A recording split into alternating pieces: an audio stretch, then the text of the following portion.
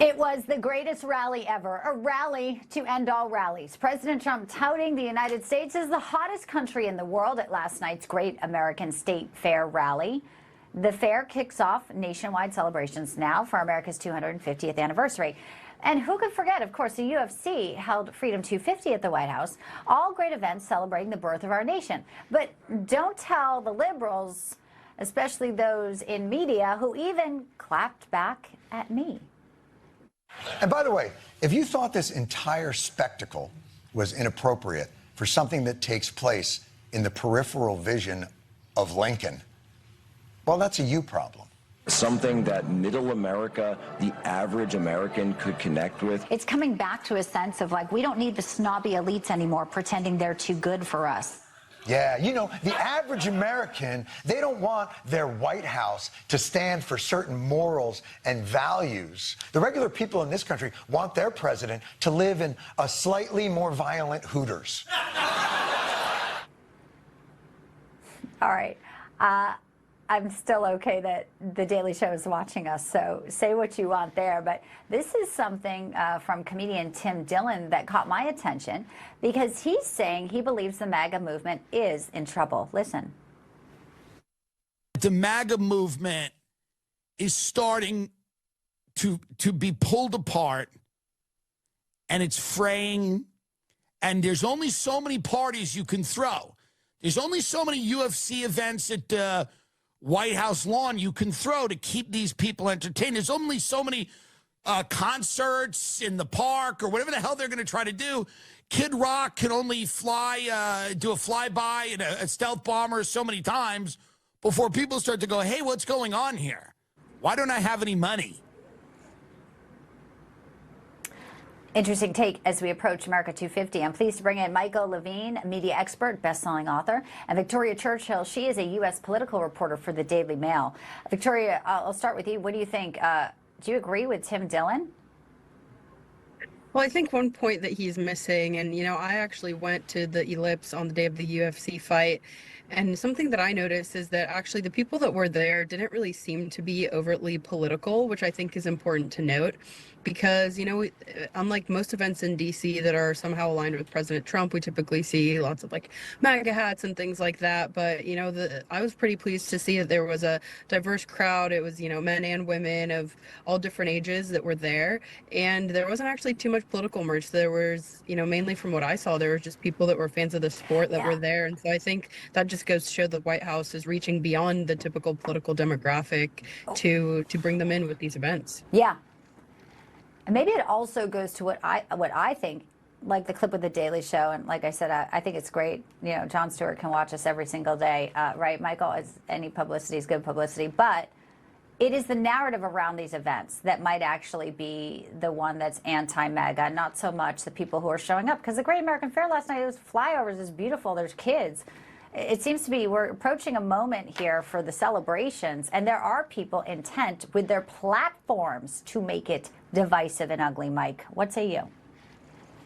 I simply cannot understand how we've arrived at a place in American life where the media treats patriotism like a vampire treats sunlight.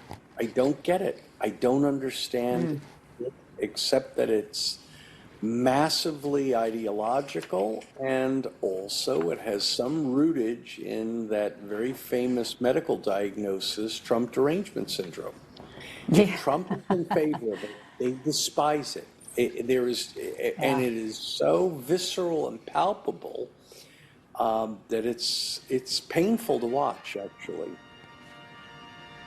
You know, I mentioned you're a political reporter over at the Daily Mail, Victoria, so let's talk about this. Maybe picking up on what Michael just said, you know, people who are winning in Tuesday's primaries backed by Mayor Mamdani, it's not about America, it's about socialism. It is about people, even younger residents in college-educated, higher-income areas are supporting these radical people who are socialists and communists. So I want to play a little bit of, we have Democrats on all the time. Democrat strategist, former state senator in New York, David Carlucci. This is what he said when I asked him about why these folks are winning among those, you know, educated voters here. Yes, the excitement is on the far left. There's no question about it. Moderation is not sexy. It usually doesn't drive people to the polls. Moderation is not sexy. Okay, so moderate Democrats, they're going to be, maybe they'll all turn Republican. Maybe that's exactly what the media won't want, because moderation isn't sexy. That means socialism is, Victoria? What am I missing here as someone who loves this country? Well, I've actually been on the campaign trail. It's my first day back in D.C. in about a week. And I talked to Democrats both in South Carolina and in New York. And, in South Carolina, people did seem to be more moderately aligned. But in New York, for a lot of people, the thing that was driving them out to the polls, and I talked to voters in the 12th Congressional District, which is the one, of course, that Jerry Nadler is vacating. That was actually, interestingly, a district in which Mamdani did not endorse a candidate.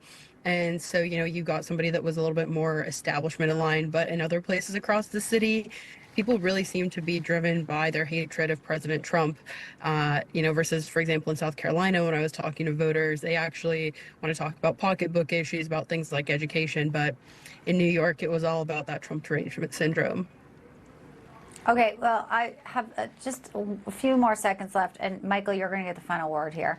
It's going to be 250. It's going to be big. There's going to be flyovers. Maybe Kid Rock will do something spectacular. Tim Dillon said you can't have enough of this. But maybe we can. Maybe this is exactly what we need to hammer it home to people. Get together, love each other, reach across the aisle. I don't know. Am I too optimistic, Michael?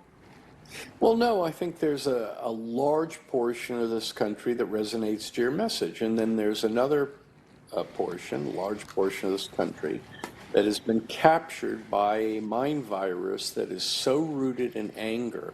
And by the way, if you go to Starbucks and your coffee is $7, I can understand that being frustrating to you. You don't need to buy the coffee, but why you would enter into a suicidal pact with your society to do further damage to it is just counter sanity. But I will say, the other thing, too, is that people can afford those $7 coffees. They're the ones out there doing the protesting and chanting in a lot of these blue cities. So it's really ironic that they are affording a lot of the things from capitalism. So, all right, Michael, Victoria, we're out of time.